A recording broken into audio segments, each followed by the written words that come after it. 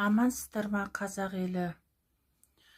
13 қараша күні Алматы облысында тіркелмеген Атажұрт партиясының 19 адамын бір демде полицейскийлер келіп тұтқындады.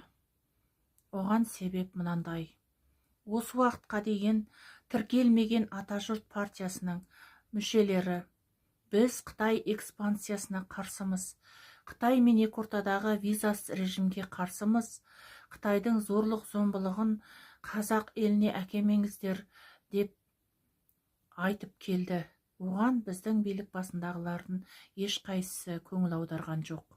Ендігі кезекте Әлімнұр Тұрғанбай деген қазақ елінің азаматын Қытайға қонаққа барған кезде тұтқындап ұстап отыр, елімізге қайтармай отыр.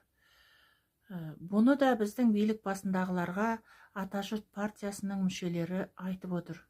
Оған ешкім көңіл бөлген жоқ.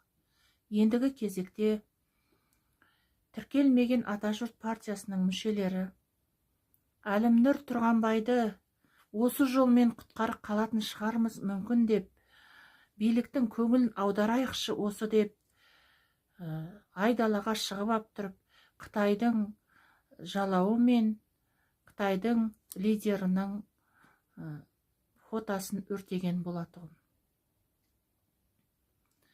Соған байланысты полицейскийлер келіп 19 адамды тұтқындады. 19-дың 12-сіне әкімшілік тұтқындау жасаса, қалғанына әкімшілік айыппұл салынды. Біз қазақ елінің азаматтары Атажұрт тіркелмеген партиясының мүшелерін заңсыз тұтқындадыңдар деп, олардың босатылуын, дереу босатылуын талап етеміз. Және біз Қытай экспансиясына қарсы екенімізді айтамыз. Ал Әлімнұр Тұрғанбайдың қазақ еліне қайтарылуы сіздердің арларыңыздың аманаты деп билік басындағыларға ескертеміз.